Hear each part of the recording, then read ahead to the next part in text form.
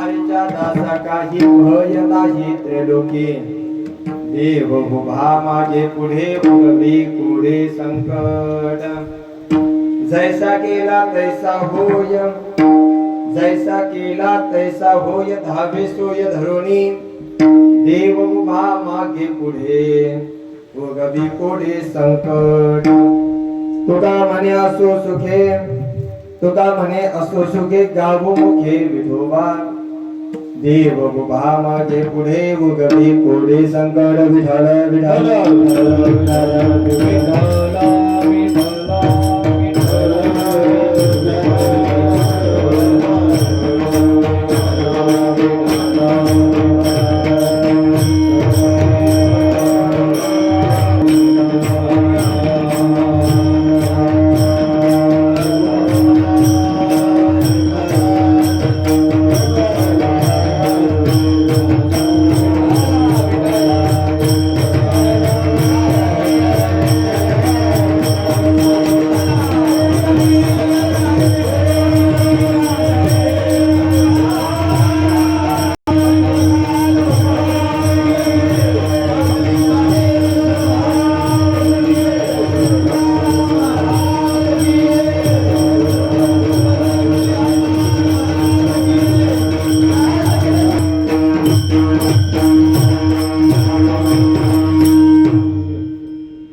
काही भय नाही त्रिलोकी देव उभा मागे पुढे उगवी कोडे संकट महायोग पीठे तटे विमरत्याम वरम पुंडलिका यदा मुनींद्रे समागत्य तिष्ठन्तमानंद कंदम परब्रह्मलिंगम भजे पांडुरंग पांडुरंग कैल प्रथम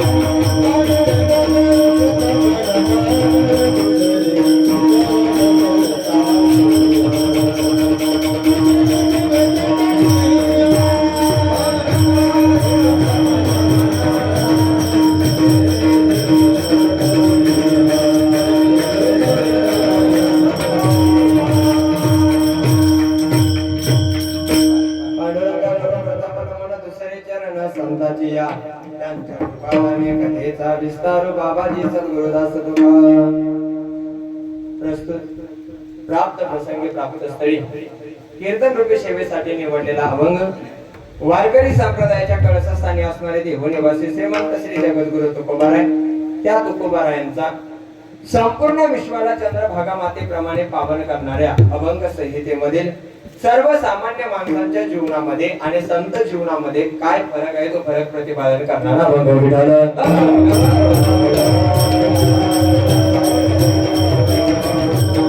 कीर्तन रूपी सेवेला सुरुवात करण्याअगोदर अल्पसा परिहार देणं अत्यंत गरजेचं आहे किंबहुना ते वक्त्याचं कर्तव्य आहे असं म्हटलं तरी काही हरकत नाही सालाबाद प्रमाणे चालू असलेला हा भव्य दिव्य अखंड हरिनाम सप्ताह ग्रंथराज ज्ञानेश्वरी पारायण सोहळा मौजे लाब्दी मग काय पुढे लाब्दी मंडळ पासून काय झालं आम्ही तुमच्या भागात पहिल्यांदा आलो थोडस समजून घेता नाही का लाब्दी बासर जिल्हा निर्मल तेलंगणा चालू असलेला हा भव्य दिव्य सोहळा आणि या सोहळ्यामध्ये आज ही कीर्तन रूपी सेवा माझ्या वाट्याला आली मी माझं परम भाग्य समजतो ज्यांच्या माध्यमातून या ठिकाणी येण्याचा योग आला आदरणीय आमचे बाबुराव महाराजांच्या माध्यमातून फोन आला समस्त ग्रामस्थ मंडळींच्या माध्यमातून या ठिकाणी येण्याचा योग आला. त्या निमित्तानं आपल्या सर्व मायबाप श्रोत्यांचं मला दर्शन झालं. मी माझं परम भाग्य समजतो. फक्त आपल्या सर्वांची दिलगिरी व्यक्त एका गोष्टीसाठी करतो. 9 ते 11चं कीर्तन थोडं लेट चालू झालं, त्याबद्दल मी आपल्या सगळ्यांची माफी मागतो. का माझ्यासाठी का जोरदार टाळ्या वाजवा. त्याचं कारण असं आहे, चंद्रकांत महाराज येत असताना संकट कशी जीवनावर आधारित असतात बघा. माणूस घरातून निघला का आपण सहज म्हणतो गाडीत बसला, घरी आला तर तो आपला आणि तो नाहीच आला तर तो देवाचा.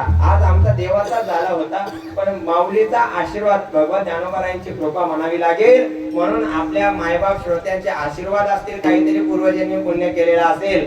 चालू गाडीचा टायर जोरात फुटला महाराज दुपारी.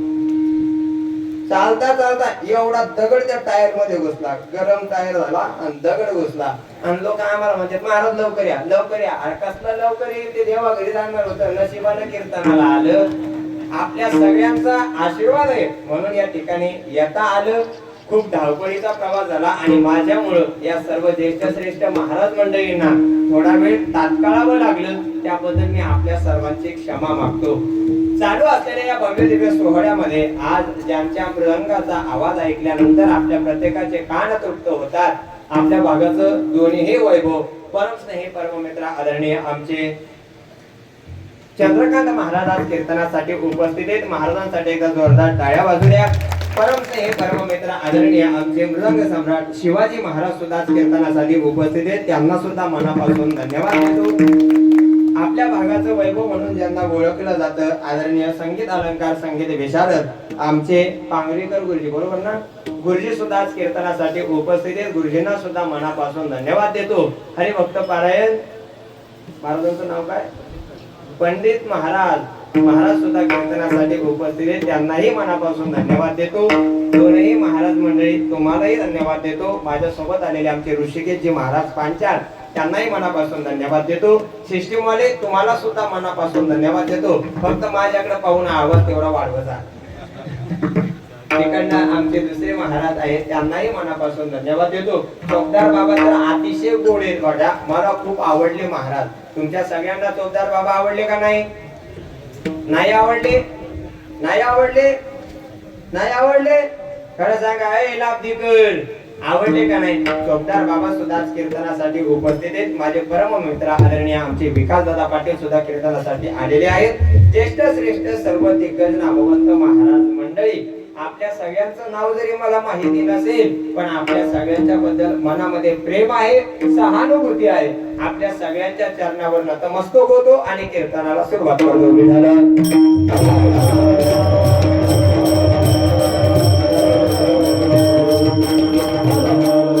चंद्रकांत महाराज अभंगाचा सरळ सरळ अर्थ जर आपण बघितला, चिंतनाचा भाग खूप महत्वाचा असतो. वेळ जरी झाला असेल, मला असं वाटतं कोणीतरी मला म्हटलं 11च्या नंतर टाळकरी थांबत नाहीत. कसे थांबणार नाही? आज टाळकऱ्यांना थांबावंच लागेल महाराज, कारण मी तुमच्या भरोश्यावर 600 किलोमीटरचा प्रवास करून आलो आणि तुम्ही जर मला असं अर्ध्यात सोडून गेलं तर जमणार नाही. बघा, मेलेल्या मुर्द्याला स्मशान भूमीपर्यंत न्यावं का गावातच सोडून द्यावं? बोला जा.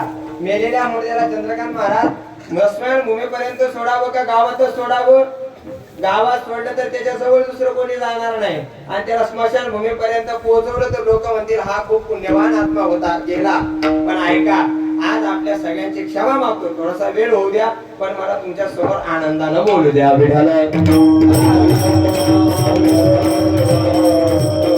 चालू असलेल्या या भव्य दिव्य अखंड हरिनाम सप्ताहामध्ये आज नाही उडणार ते भैया, ताण घेऊ नको. नाही काही नाही होत. बजरंगबली वरून गादा ठेवणार आहे, तुम्ही शांत बसा.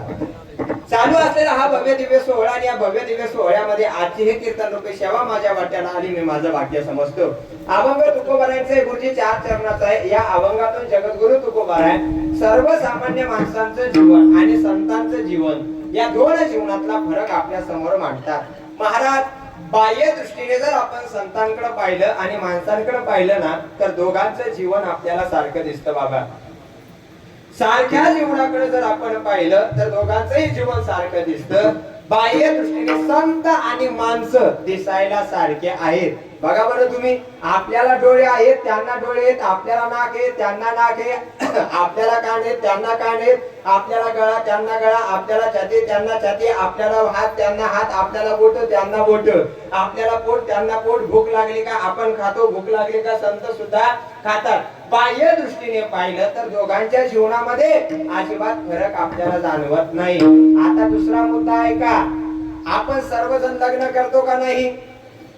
तुम्ही ब्रह्मचारी आहेत का सगळे? नाही ना, बोलाचा कीर्तना.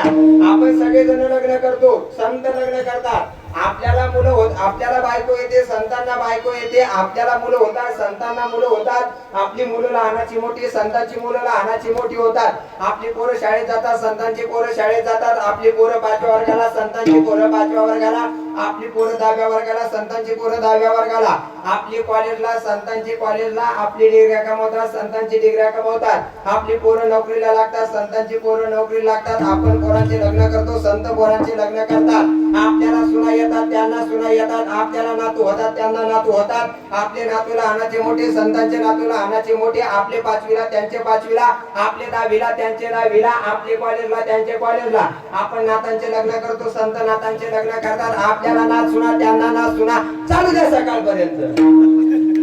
महाराज म्हणतात, अहो बाह्य दृष्टीने दोघांकडे पाहिलं तर या दोघांच्या जीवनामध्ये चंद्रकांत महाराज आपल्याला अजिबात फरक जाणवत नाही. पण गुरुजी, दोघं कितीही जरी दिसायला सारखे दिसत असतील तरी सुद्धा संत नवती जगामा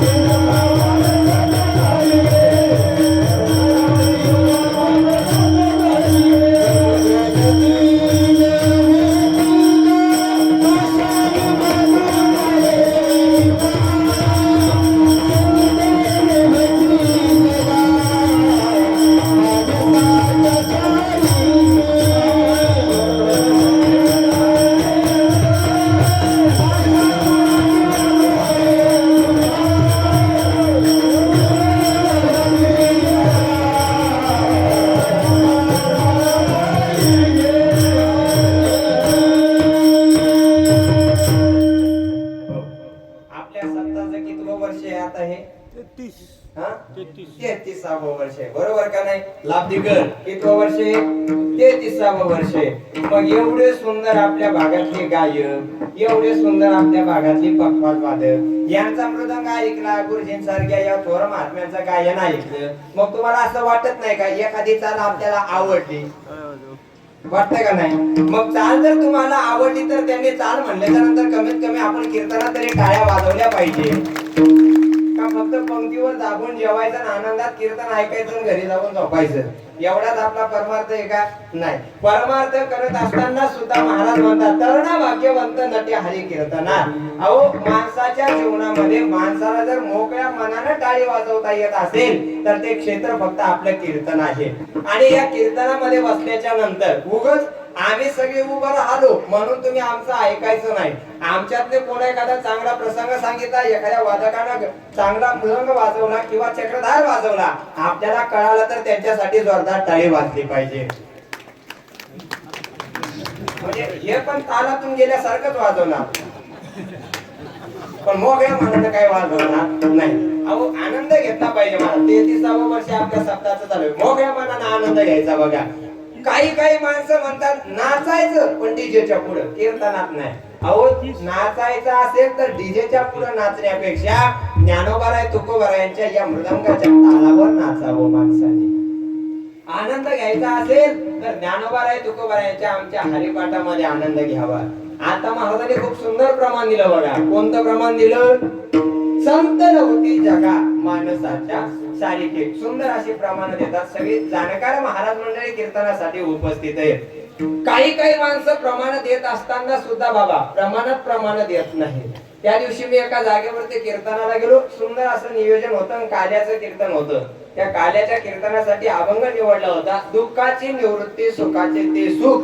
पांगरेकर गुरुजी त्याचं ध्रुपद एवढं गोड आहे शिवाजीवा. रंगने रांगत गुलगुला बोलत.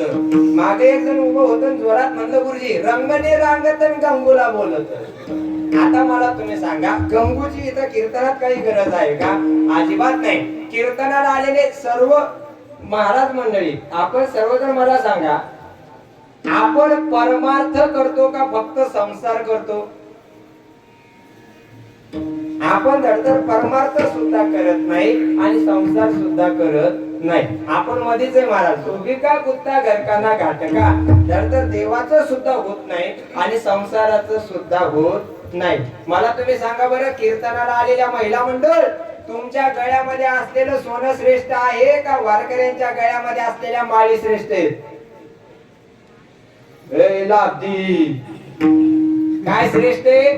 माळ श्रेष्ठ आहे का सोनं श्रेष्ठ आहे? काय श्रेष्ठ आहे? बोला जा तुम्ही. काय श्रेष्ठ आहे? काय श्रेष्ठ आहे बाबा? महाराज माळ श्रेष्ठ आहे. मग कीर्तन झाल्यावर तुम्ही सगळ्यांनी माझ्या दर्शनाला यायचं. कानातलं गळ्यातलं सगळं इथं ठेवायचं नंतर घरी जायचं.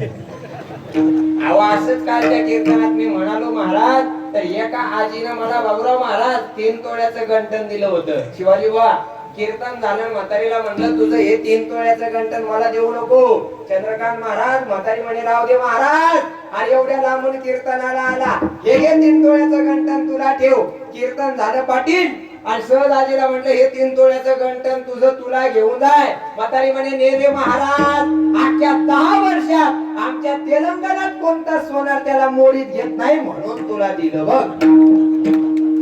वाजवा टाळ्या वाजवा आता वाजवा मोकळ्या. ऐका महाराज परमार्थ करत असताना अशा माणसाची काही गरज आहे का? तरणा भाग्यवंत नटे हरी कीर्तनात. आता महत्वाचा मुद्दा आहे का 3 उदाहरणं ज्ञानोबारायांनी दिलेले आहेत. लांबून पाहिल्याच्या नंतर कोकिळा आणि कावळा शेजारी बसते तर आपल्याला कळत नाही कोणती कोकिळा आहे कोणता कावळा आहे. का कळत नाही? दोघांचा रंग कसा आहे? काळा आहे. माणूस रंगाने काळा असावा का मनाने काळा असावा? बोला जा. माणूस रंगाने काळा असावा की मनाने काळा असावा? रंगाने काळा देवाला आवडतो आणि मनाने काळा यमाला आवडतो. म्हणून माणसानं रंगाने काळा असलेलं परवडलं पण मनानं काळा असू नाही. कोकिळा आणि कावळा शेजारी बसते. दोघांचा रंग काळा आहे. दोघांच्या जीवनातला फरक जाणून घ्यायचा असेल तर परीक्षा सांगितलेली गायते कोकिळा वसंतेची. वसंत ऋतू आला का कोकिळा गायन करते. दुसरं उदाहरण माऊली महावैष्णव ज्ञानोबाराय देतात बघा. हंस आणि बगळा शेजारी बसले तर आपल्याला कळतं का कोणता हंस आहे आणि कोणता बगळा आहे? कळत नाही बाबा.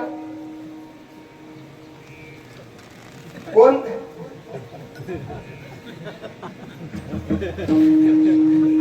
आज आमचे सोबदार बाबा जरा लांब थांबले. आनंद वाटला मला. गुरुजी नंतर मी असा मोकळ्या मनानं बोलत होतो.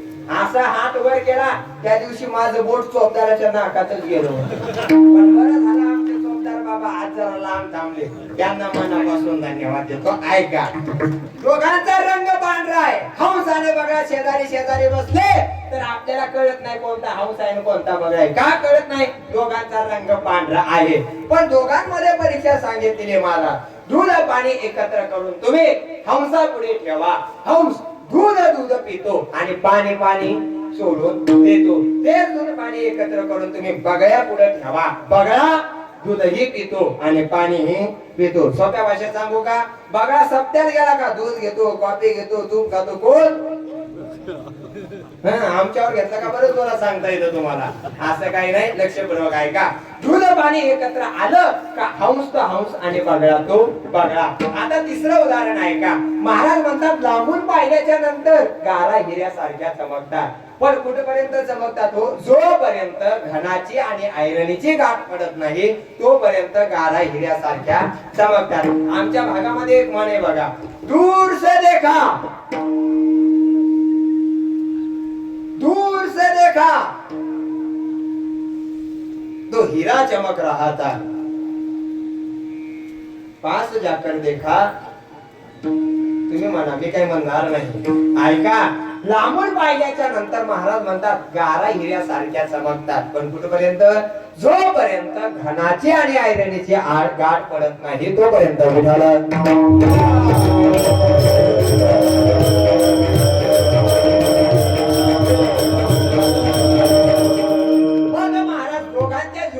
सगळ्यात मोठा फरक एकच आहे तुका म्हणे तैसे संत आणि जन दोन्हीचे समान भजो नाही महाराज म्हणतात तैसे म्हणजे कैसे कोकिळा आणि कावळा जैसे संत आणि जन तैसे हिरा आणि गारा जैसे संत आणि जन तैसे हंस आणि बगळा जैसे संत आणि जन तैसे सगळ्यात मोठा फरक सांगा महाराज संतांच्या जीवनामधला एक फरक आहे बघा कोणता महाराज म्हणतात माणसाच्या जीवनामध्ये जन्म मृत्यू नावाचं भय आहे आणि संतांच्या जीवनामध्ये जन्म मृत्यू नावाचं भय शिल्लक राहिलेलं नाही कारण का ते अखिल कोट ब्रह्मांड नायक पंढरीश मध्ये विराजमान असणारा जगाचा मालक त्या जगाच्या मालकाचं दासत्व त्याने जीवनामध्ये स्वीकारलेलं आहे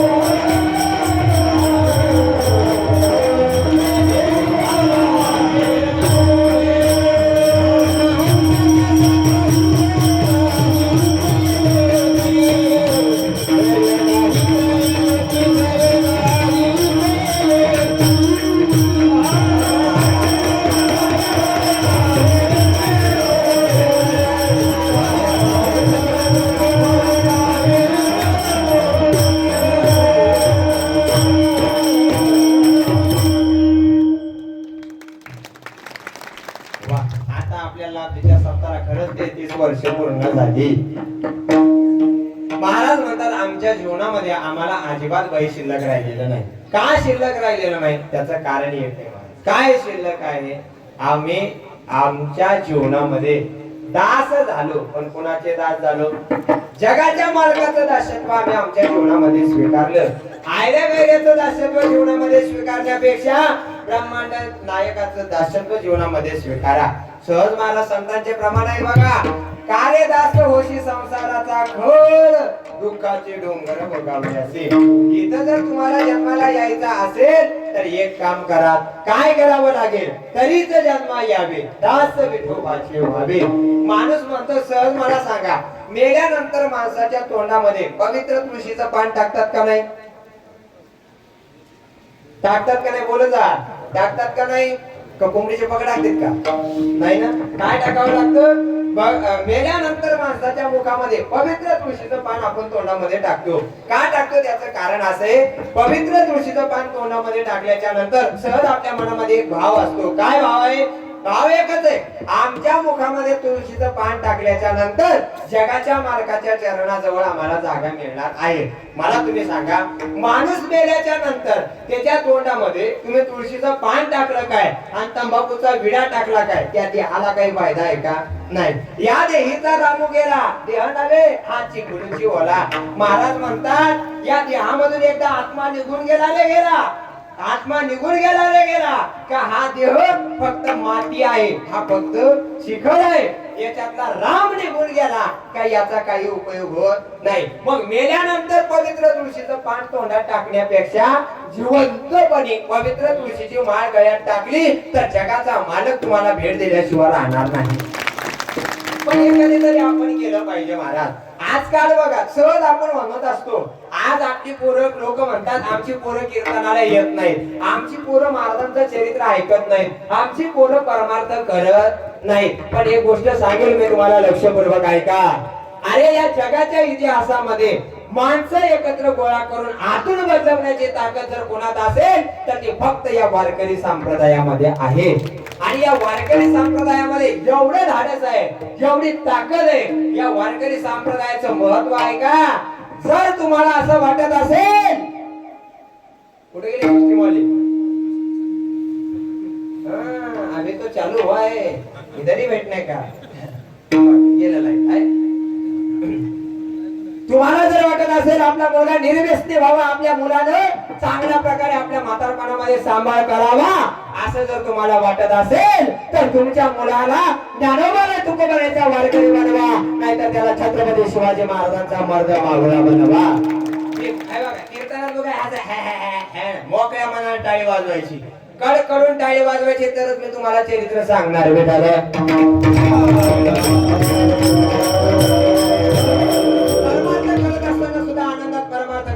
टाळी वाजवत असताना सुद्धा आनंदात टाळी वाजवायची. आपल्या मुलाला ज्ञानोबाला तुकोबाराचा वारकरी बनवा, आपल्या मुलाला छत्रपती शिवाजी महाराजांचा मर्द मावळा बनवा, आपल्या मुलाला कधीतरी धर्मवीर संभाजी महाराजांवर आलेला छावा चित्रपट कधीतरी आनंदाने दाखवा. एक गोष्ट महत्वाची ध्यानात ठेवा. महाराज म्हणतात, संतांच्या क्रिया माणसांच्या क्रियासारख्या आहेत महाराज, पण क्रियेतला भाव सारखा नाही. पती पुत्र ते आलिंगी, एकच तरुणांगी, पुत्र भावाची अंगी कामू नये. महाराज म्हणतात, स्त्री एक आहे, वेळ प्रसंगी पतीला आलिंगन देते, वेळ प्रसंगी पुत्राला आलिंगन देते. आलिंगनाची क्रिया सारखी आहे पण क्रियेतला भाव सारखा नाही. पतीला आलिंगन देत असताना तिच्या मनामध्ये काम भाव आहे आणि पुत्राला आलिंगन देत असताना ती निष्काम आहे. उदाहरण संपलं. दुसरं उदाहरण ऐका. आपल्या प्रत्येकाच्या घरामध्ये मांजर आहे का नाही? आहे का नाही? बोला. आपल्या प्रत्येकाच्या घरामध्ये मांजर आहे का नाही? आहे का नाही? सोप्या भाषेत सांगू का?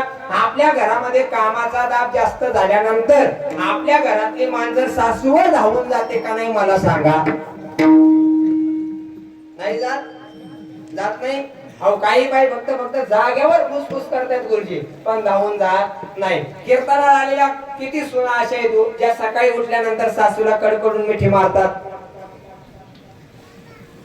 लापी आहे कोणती सून सासूला कडकडून मिठी मारणारी? कोणत्या सुना सासूला कडकडून मिठी मारत नाही? मारतात पण मिठी नाही. उद्यापासून चालू करा. सासूला कडकडून मिठी मारा जा. एक सुनाशीच घरी गेली, तिची सासू झोपलेली होती. तुम्ही म्हणाल, आत्या उठा, मला तुम्हाला मिठी मारू द्या. म्हातारीला म्हणायचं आत्या उठा, मला तुम्हाला मिठी मारायची. म्हातारी म्हणाली, हे बघ, दुपारी आपल्या दोघीचं भांडण झालं होतं, अख्ख्या गावाने आपल्या भांडणाचा आनंद घेतला होता, आता मला काय तुझ्यासोबत भांडण करायचा मूड शिल्लक राहिलेला नाही. तरी सुद्धा तुम्ही काय ऐकायचं नाही. तुम्ही सरळ हाजीरा धरायचं, उठून बसवायचं. अशी कडकडून मिठी मारायची, अशी कडकडून मिठी मारायची काय एका मिठीत म्हातारी मारायची. हाच विचार तुम्ही मनामध्ये आणला होता का नाही? आणला होता. पण हे काय मी कीर्तनात तुम्हाला सांगणार नव्हतो. माझं म्हणणं असं आहे महाराज, तुम्ही म्हातारीला अशी मिठी मारा, अशी मिठी मारा का त्या आईला असं वाटलं पाहिजे 50 किलोमीटरवरून माझ्या पोटचा गोळा माझी मुलगी आली आणि माझ्याच मुलीनं मला आनंदानं मिठी मारली. ही गोष्ट कधीतरी आपण सहज आपल्या घरामध्ये करून बघा. जिवंतपणे तुम्हाला स्वर्गाचा आनंद तुमच्या घरात मिळाल्याशिवाय राहणार नाही. ही त्या दिवशी मी सहज कीर्तनात म्हणला, अरे कधीतरी बायकोचं तोंड बघून हास. चंद्रकांत महाराज कधीतरी म्हटलं बायकोचं तोंड बघून हास. एक जण घरी गेला महाराज, त्याची बायको अशी दरवाज्यात उभी होती. गडी मोसम मध्ये गेला आणि जोरात हसला. तिच्या हातात एवढं मोठं नारळ होतं. जसं हसलं तसं तिनं नारळ धरलं आणि फेकून मारलं बघा. कोणाला? नवऱ्याला. नारळ तोंडावर पडलं, ते खाली पडलं असतं.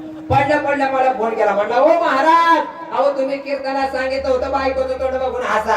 मी हसलो तर माझ्या बायकोनं मला नारळ फेकून मारलं. मी म्हणलं ताई इकडे फोन दे. बाईकडे फोन दिला, म्हटलं ताई तुम्ही याला का नारळ फेकून मारलं? बाई म्हणे महाराज 12 वर्ष झाले माझ्या लग्नाला, हे आमचं दलिंदर कधीच माझा चेहरा बघून हसलं नाही आणि आजच दुपारी मला पिसाळलेलं कुत्र चावलं, हे माझं तोंड बघून हसतंय. अरे माणसाला हसावं कधी हे सुद्धा कळालं पाहिजे. त्या दिवशी एका जावयाला रागच आला महाराज. एवढा राग आला, तो कधी रागातच होता. जोरात म्हणला, मी आत्ताच सासऱ्याला फोन लावतो. म्हणला काय मला ही मुलगी दिली, या पोरीनं मला फसवलं. लग्न झालं तेव्हापासून ही पोरगी मला दररोज भांडे घासायला लावती. आता मी सासऱ्याला फोन लावतो म्हणला आणि त्याला सांगतो तुझी पोरगी तुझ्या घरी घेऊन जा. सासऱ्याला फोन लावला, सांगितलं ओ सासरे बुवा. तुम्ही सासऱ्यात म्हणता ना, तुम्ही काय म्हणत होते? सासरे. हा सासरे, सासरे म्हणत होते. ऐका, त्याने सांगितलं ओ सासरे बुवा, तुमची मुलगी मला तर लग्न झालं तेव्हापासून दररोज भांडे घासायला लावते. हिला काहीतरी चांगलं शिकवलं का नाही? सासरे बुवा म्हटले जावई 10 मिनिटं वेळ द्या.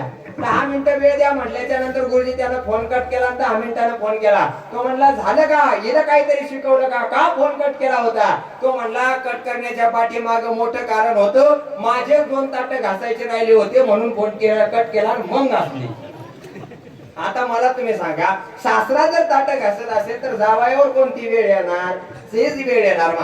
महाराज म्हणतात, ज्ञानोबाला उदाहरण देतात, वेळ प्रसंगी मांजर पिलाला जन्म देते घरामध्ये.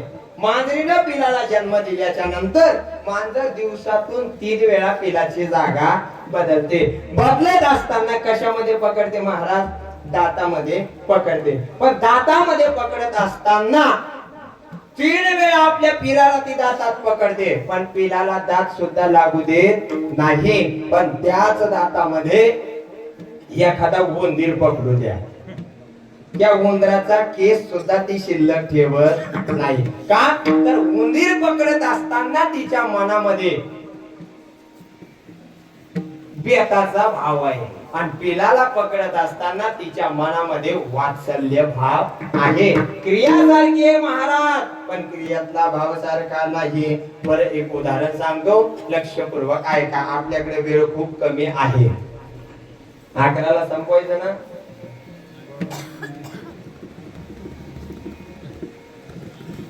ते म्हणाल महाराज पैसाच वसूल झाला नाही, कसं समजा 11ला. ऐका, उदाहरण खूप गोड सांगणार आहे. 2-3च उदाहरण तुमच्या समोर मांडतोय. वारकरी बाबा होते बघा.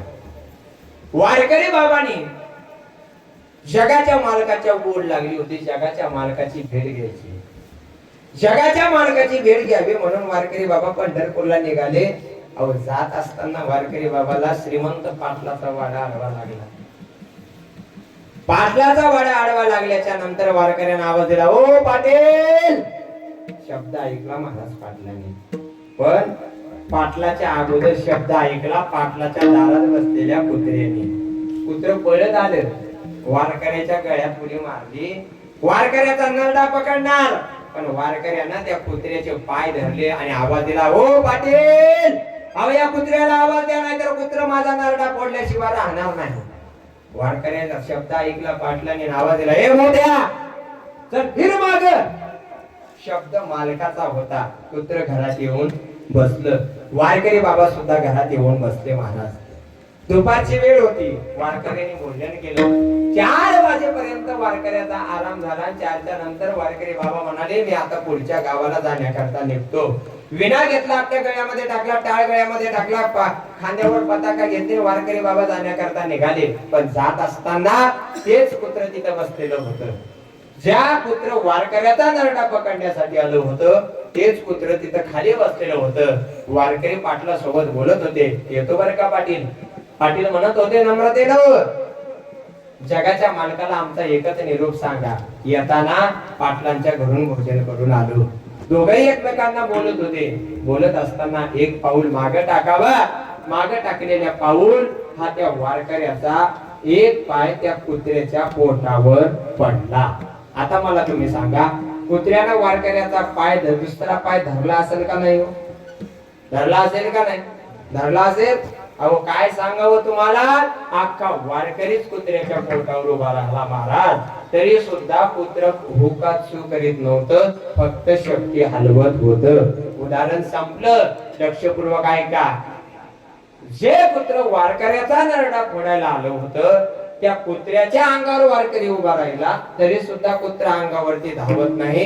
कारण का? त्या कुत्र्या समोर त्याचा मालक उभा आहे. मग आमचे संत म्हणतात, आणि सामान्य कुत्र्याच्या समोर जर मालक उभा असेल तर कुत्र वारकऱ्यावर धावत नाही, तर मग आमच्या माग पुढे तर जगाचा मालक उभा आहे ना. देवा उभा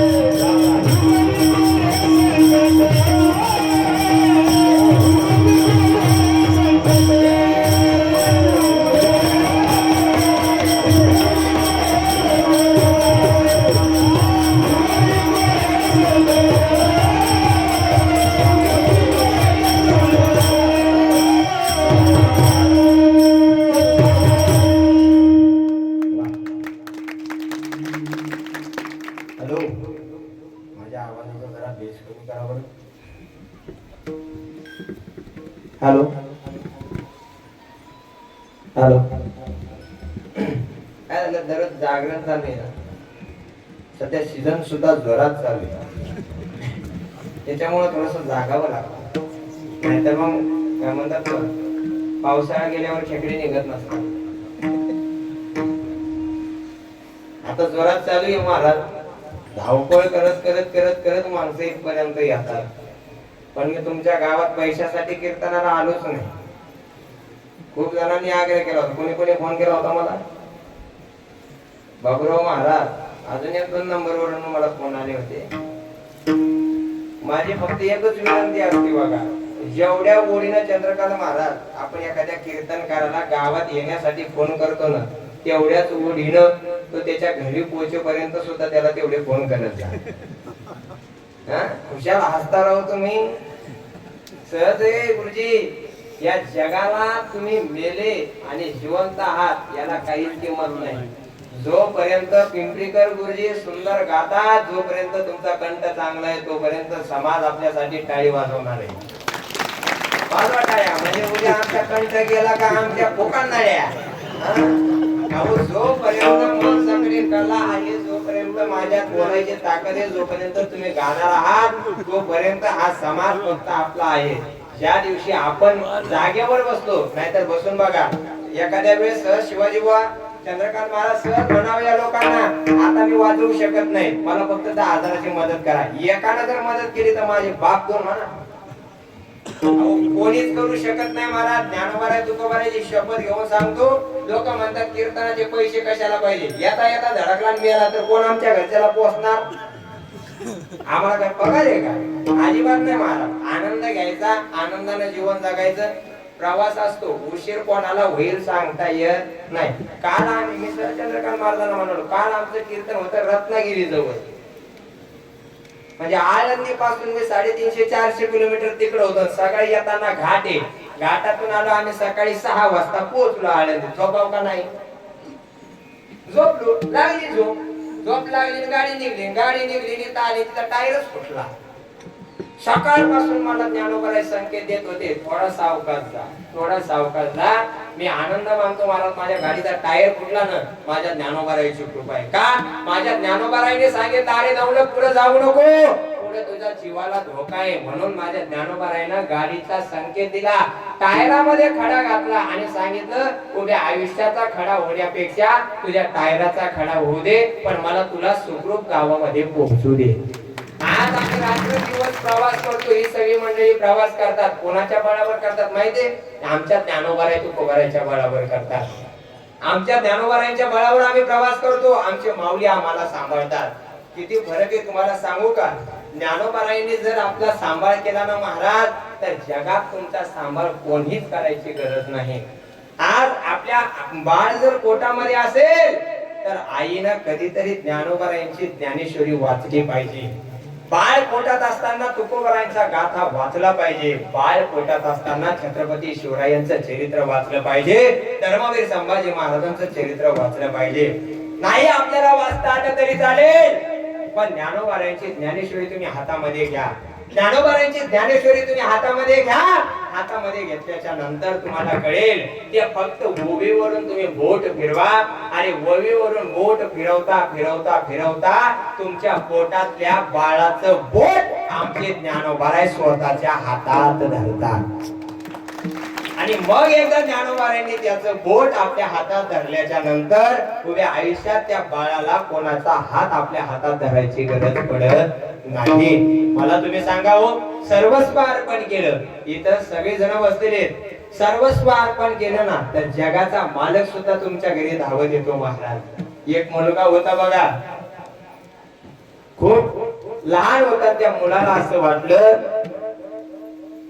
गावात कीर्तन चालू झालं, त्याच्या डोळ्यात पाणी आलं ना आपल्या आईला म्हणत होता, आई मला कीर्तनाला जायचंय बरं का यार.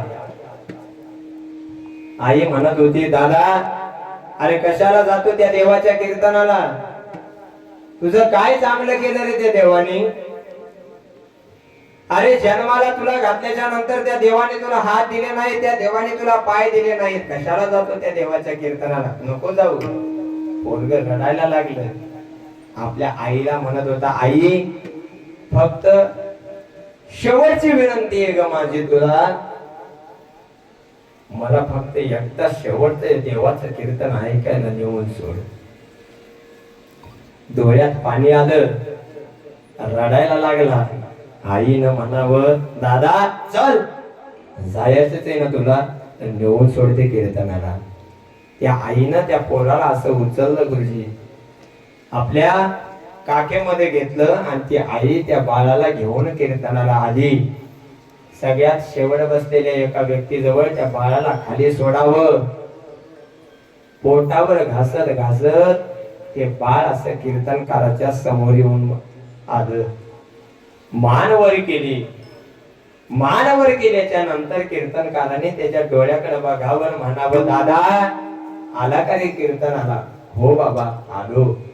मग कीर्तन संपल्यावर तुझी आई तुला घरी घेऊन जाणार आहे का? पोरानं म्हणावं, बाबा मला घरी जायचं नाही बाबा, मला जगाच्या मालकाचे भेट घ्यायचे बाबा, मला जगाच्या मालकाचं दर्शन घ्यायचंय. कीर्तन संपलं, सगळी लोक आपापल्या घरी निघून गेली. घरी लोक निघून गेली, पण तो मुलगा काही घरी गेला नव्हता. घरी गेल्याच्या नंतर वारकरी आपापल्या जागेवरती गेले होते, विश्रांती घेतली होती. सकाळ झाली होती, काकडा संपला. वारकऱ्यांनी पताका खांद्यावरती घेतल्या, गळ्यात टाळ टाकला. मृदंग पथकाने मृदंग आपल्या गळ्यात घेतल्यानं वारकरी जाण्याकरता निघाले होते. आणि सहज भानुदास महाराजांनी विचारावं, अरे रात्री जो मुलगा कीर्तनाला आला होता तो मुलगा गेला कुठं? बाबा तो रात्रीच या ठिकाणावर निघून गेला बाबा, पण आम्हाला माहित नाही गेला कुठं. तो मुलगा घरी गेला नव्हता मायबाप, तर त्या मुलानं जगाच्या मालकाची वाट धरली होती. तो पोरगा शरीरावर घासत घासत जगाच्या मालकाकडे निघाला होता. शरीर घासत होत. रस्त्यानं जात असताना शरीरामध्ये दगड अशी छातीत टोचल्या जात होती, रक्त बाहेर निघत होत. पण तो मुलगा थांबत नव्हता. छातीवरच सगळं मांस सोडून निघलं होतं. जगाच्या मालकाची ओढ लागली होती. प्रत्येक गावात जात होता, म्हणत होता, माझ्या गुरुजीची दिंडी येते बरं का, माझ्या गुरुजीच्या दिंडीच्या भोजनाची व्यवस्था करा. रडत होते रे लोक सुद्धा त्या मुलाकडे पाहून. एका गावामध्ये दुपारच्या वेळेला दिंडी पोहोचली भानुदास बाबांची. आणि भानुदास बाबांच्या दिंडीच्या भोजनाची व्यवस्था गावकऱ्यानं गावच्या वेशीत केली. आणि भानुदास बाबांनी विचारावं, कोणी सांगितलं तुम्हाला आमच्या दिंडीच्या भोजनाची व्यवस्था करा? बाबा तुमचा एक शिष्य आहे बाबा, ज्याला हात नाहीत पाय नाहीत बाबा. त्या शिष्यानं सांगितलं, बाबा आमच्या गुरुजीच्या दिंडीच्या भोजनाची व्यवस्था करा. म्हणून दिंडीच्या भोजनाची व्यवस्था केली. आणि भानुदास बाबांच्या डोळ्यासमोर चित्र उभं राहिलं. आणि एकच आवाज बाहेर निघला, कुर्मा ए दादा, अरे एक वेळ मला म्हणाला असता श्री राजा, बाबा मला पंढरपूरला यायचंय. अरे तुझ्यासाठी बैलगाडीची व्यवस्था केली असती ना रे, कशासाठी हे शरीर घासत निघालास? कुर्मदास महाराज लघु गावापर्यंत पोहोचले. सगळे वारकरी पंढरपूर मध्ये जात होते. जाणाऱ्या वारकऱ्याच्या टाळाचा, अभंगाचा, मृदंगाचा आवाज कानावर पडत होता. संध्याकाळी भानुदास बाबा तिथे आले होते. आणि वारकऱ्याने म्हणावं, बाबा बघा ना बाबा कुर्मदास महाराजांकडे. अरे बाबाने जवळ जावं, पोटावर झोपलेल्या कुर्मदास महाराजांना पाठीवर करावं आणि हंबरडा फोडावा. संतांनी कुर्मदासासाठी रडायला लागले. भानुदास बाबा म्हणत होते, बाळा अरे का हे शरीर सोडून घेतलं? कशासाठी एवढा अत्याचार, कशासाठी हे सहन केलं रे राजा? सहज म्हणावं, बाबा तुमच्याच कीर्तनात ऐकलं होतं ना, शरीर भगवंताला अर्पण केलं का जगाचा मालक तुमची सगळी कामं करण्याकरता तयार होतो. शरीर भगवंताला अर्पण केलं का जगाचा मालक सुद्धा तुम्ही सांगाल तसा वागायला तयार होतो. जैसा केला तैसा होया, जैसा केला तैसा होया.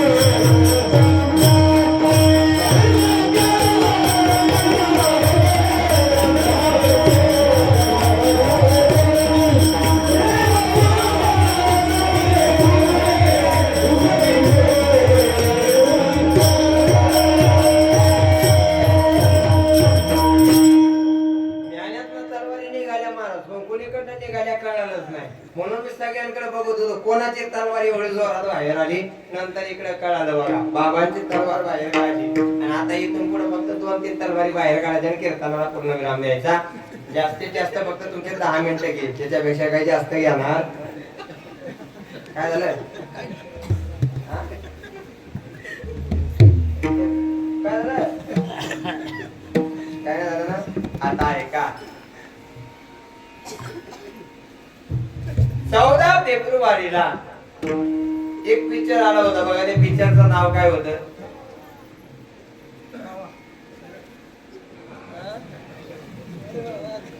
कोणता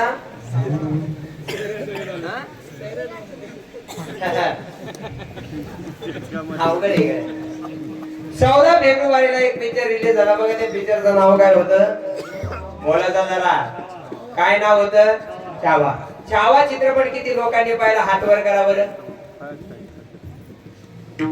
छावा चित्रपट किती लोकांनी पाहिला त्यांनी हात वर करा बरं एवढ्याच लोकांनी पाहिला बाकीची सगळी पोत्यात भरान नदीत नेऊन टाकली हे काय कामाची नाही मला कधीतरी आपण या गोष्टी ऐकल्या पाहिजेत बरं मला तुम्ही सांगा त्याच्या अगोदर एक पिक्चर आला होता त्याचं नाव काय होतं बरोबर बोलले ते वर्ग बघा काय होतं पुष्पा 2 त्याच्यामध्ये कशाची चोरी करायला सांगितली होती चंदनाची चोरी करायला सांगितली वा चंदन चोर आहे का नाही कशाची चोरी करायला सांगितली होती चंदनाची चोरी करायला सांगितली होती धर्मवीर संभाजी महाराजांचा चित्रपट आपण सगळ्यांनी पाहिला मला तुम्ही सांगा धर्मवीर संभाजी महाराजांचा जन्म हा कोणत्या किल्ल्यावर झाला होता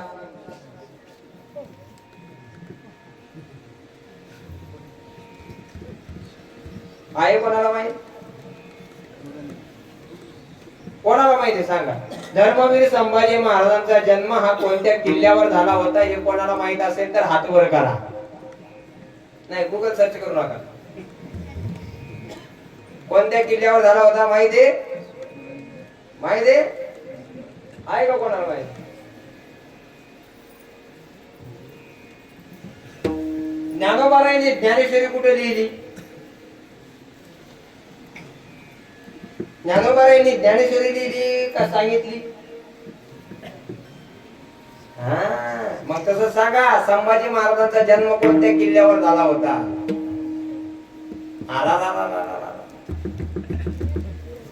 अहो ज्या राजामुळं तुमच्या आमच्या कपाळावरचं कुंकुम घरावरचा भगवा कायम राहिला त्या राजाचा जन्म सुद्धा आम्हाला माहित नाही ही सगळ्यात मोठी शोकांतिका आहे आपली आज आपला धर्म आपण विसरत चाललेलो आहे महाराज काय करावं कीर्तनात किती अध्यात्म ऐकला म्हणजे पिढ्यानपिढ्याचा उद्धार होईल सांगता येत नाही पण इथून पुढं आपल्या पोरांना धर्मवीर संभाजी महाराज छावा चित्रपट कधीतरी दाखवा आपल्या शूरवीरांचा इतिहास कधीतरी त्यांच्या डोळ्यासमोर उभा करा तेव्हा आपल्या घरातल्या पिढ्या इथून पुढे आपला धर्म टिकवतील आणि धर्म टिकला तर हे कीर्तन टिकतील धर्म टिकला पोरं घडली तर कीर्तन घडतील नाहीतर कीर्तन होणार नाहीत धर्मवीर संभाजी महाराजांचा जन्म हा पुरंदर किल्ल्यावर झाला होता हे ध्यानात ठेवा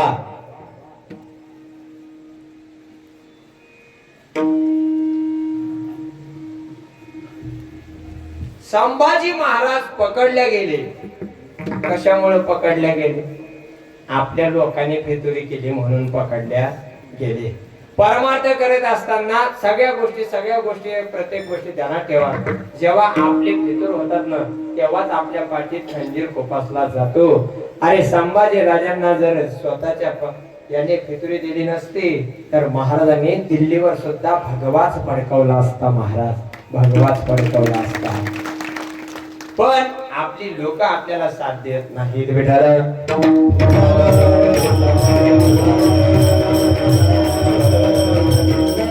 आज आपल्याला पुष्पा ध्यानात आहे पण संभाजी महाराजांना आलेला चित्रपट ध्यानात नाही आज आपल्याला त्याला चंदन चोरायला सांगितलं हे आपल्या लक्षात आहे पण आपल्याला धर्मवीर संभाजी महाराजांचं बलिदान मास लक्षात नाही आणि संभाजी महाराज हा आपल्या जीवनातला आदर्श असला पाहिजे आज आपल्या तरुण पोरांच्या जीवनातला आदर्श बदलला महाराज पडद्यावर दाखवणारी हिरो हे आमच्या जीवनातला आदर्श आहे पण आपल्या जीवनातला खरा आदर्श हिरो नाही आपल्या जीवनातला खरा आदर्श आहे हे आलमगीर औरंगजेब बाबांच्या डोळ्यामध्ये डोळे घालून अरे तुला मरणाची भीती कुठे दिसणार नाही कापल्या जरी नसा तरी उज्ज्वल होईल भगव्या रक्ताची फाडली संभाजी राजाची, तरी सुद्धा हा संभाजी राजा हा हिंदू धर्म सोडणार नाही. बोलणारे धर्मवीर संभाजी महाराज आमच्या जीवनातला आदर्श असले पाहिजे.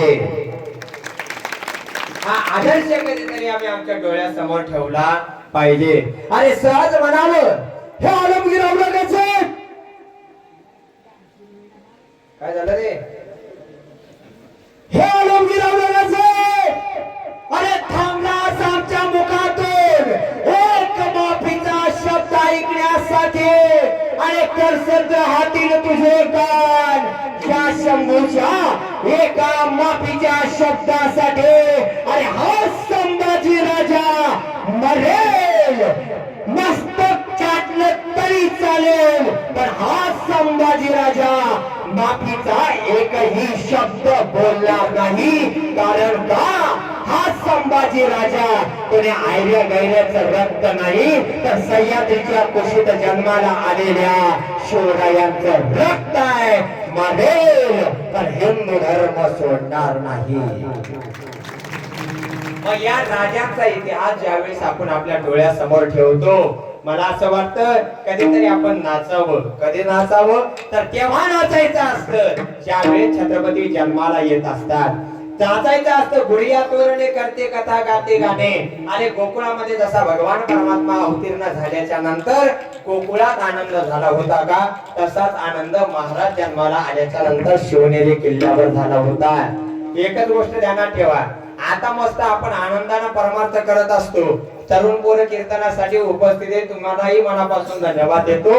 महाराजांचा जन्म आपल्याला या कीर्तनामध्ये साजरा करायचा आहे. ज्याला नाचायचं असेल आपण त्यांनी नाचून घ्यायचंय. कोणी तुम्हाला काही नाव ठेवायला रिकाम नाही. फक्त ज्याला आनंद असेल, आपल्या महाराजांवर ज्यांचं प्रेम असेल, त्यांनी मोकळ्या मनानं न लाजता, न इज्जतीचं, न मी लय मोठा काही मोठं नाही, मस्त आनंदानं महाराजांच्या जन्माची 2-3 गाणी आजच्या या कीर्तनामध्ये होऊ द्यायची.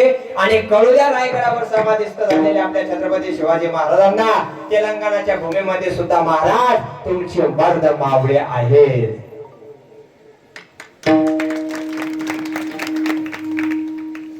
आहेत का नाही? आहेत. मासाहेब सुचव, आई शिवाई देवीच्या मंदिरात जावं, आई जगदंबा शिवाई देवीला म्हणावं, हे आई जगदंबे शिवाई देवी, आभास असा मुलगा देतो 18 जातीचं 12 करून देणाराच, सर्व धर्मियांचं राज्य निर्माण करेल असा मुलगा माझ्या पोटी जन्मास घाल. आज दिवस उजाडला 19 फेब्रुवारी 1630 महाराष्ट्राच्या मातीत मासाहेबांच्या कोशेत स्वराज्याचा सूर्योदय झाला. राजे छत्रपती जन्मास आले, जन्मास आले.